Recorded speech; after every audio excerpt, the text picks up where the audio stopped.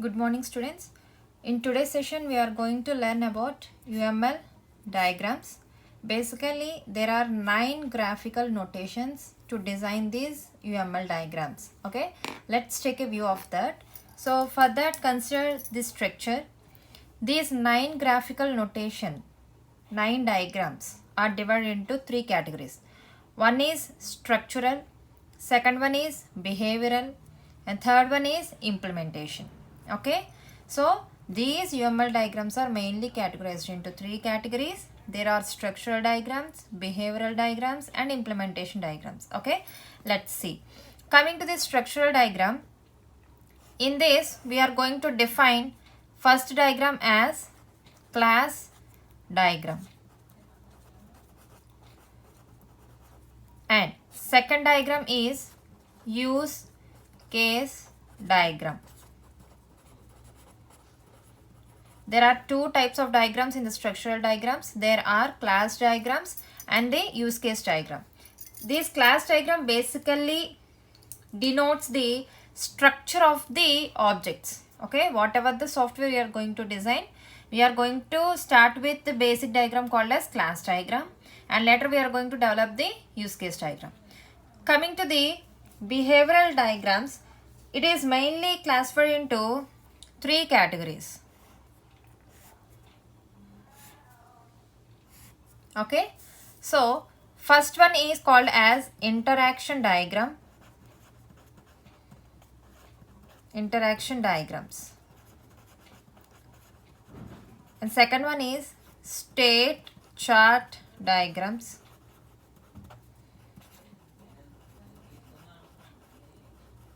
and final one is activity diagram.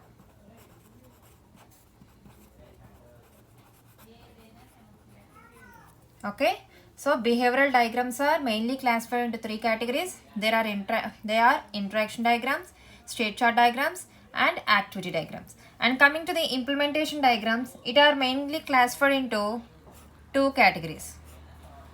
One is called as component diagram,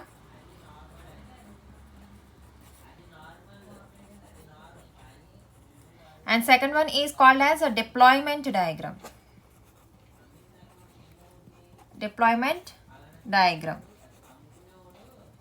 Okay, so let's see a clear look of all these diagrams. Okay, coming to the class diagram, in class we are going to address the what are different classes.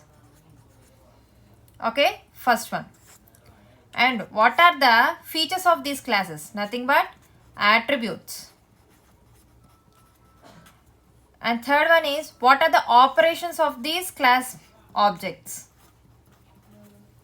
Okay, finally what are the different relationships that are used for designing these classes.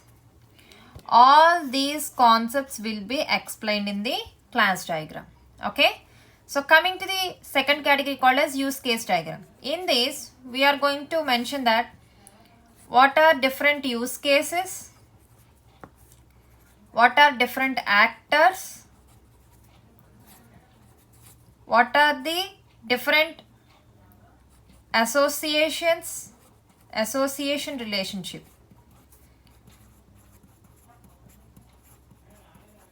between actors and the use cases. All these elements will be discussed in the use case diagram. Okay, coming to the interaction diagrams, again these interaction diagrams are divided into 2 categories.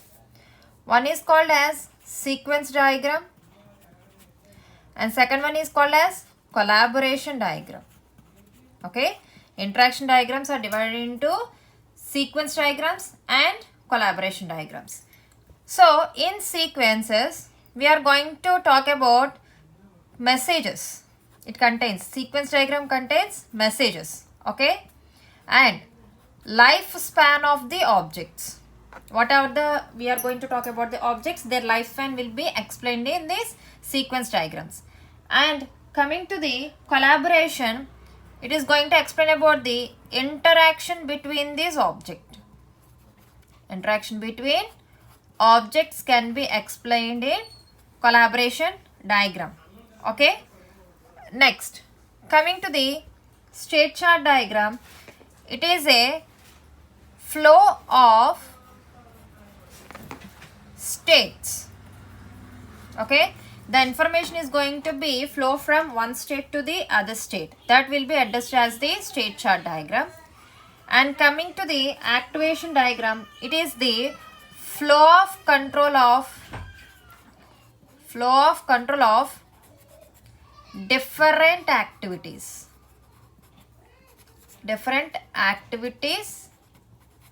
that are performed in these diagrams. Okay, so state chart means we are going to move from one state to the other state through a transition.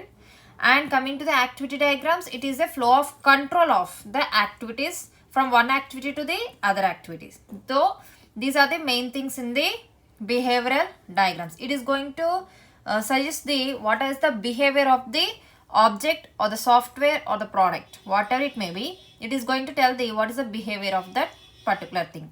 Okay. Next, coming to the third category called as component and deployment diagrams, which are mentioned as implementation diagrams. So component diagram is nothing but it is going to elaborate the software implementation, software development of the problem. Okay, software requirements or software development can be explained through the component diagram.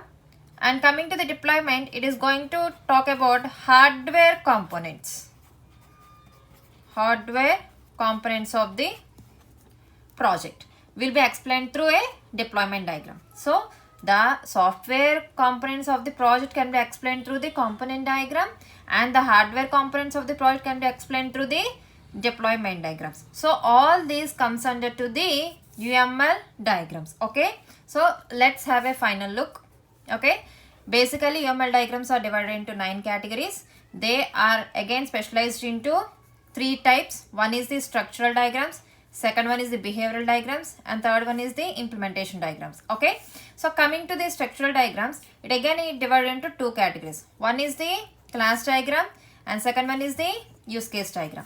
In class diagram, we are going to talk about what are the different classes, what are the attributes, what are the operations, and what are the relationships of that class diagram. And in use case diagram, we are going to talk about what are the different use cases and what are the actors and what are the different association relationship between these actors and the use cases can be explained through the use case diagram. Okay. Next, coming to the interaction diagrams. So these interaction, state chart and activity diagrams are the part of the behavior diagram because it tells about the behavior of the system. So coming to the interaction diagrams, it is again classified into 2 categories. One is the sequence diagram and second one is the collaboration diagram. Okay. So in sequence diagram, we are going to explain about what are the different messages that are used to communicate between different objects in that diagram. Okay. And we are going to talk about what is the lifespan of that particular object. Okay. These 2 things will be explained in the sequence diagrams. And coming to the collaboration diagrams, it is the interaction between the objects. How different objects are going to be interacted will be explained in the collaboration diagram. Okay. And next, coming to state chart diagrams, it is nothing but a flow of states from one state to another state. We are going to see some transitions. So how those transitions will be taken and how those different events will be happen between one state and another state will be explained in the state chart diagrams. And coming to the third category called as activity diagrams. It is nothing but a flow of control between different activities. Okay. Let's take a view on implementation diagrams. These implementation diagrams are mainly classified into 2 categories. One is the component diagram and second one is the deployment diagram. So component diagram explains about the software development of the project and deployment diagram explains about the hardware development of the project. So all these diagrams comes under to the UML diagrams and all these comes under 9 categories. Okay. In the later sessions, we are going to take a deep overview and brief description about all these diagrams. Thank you.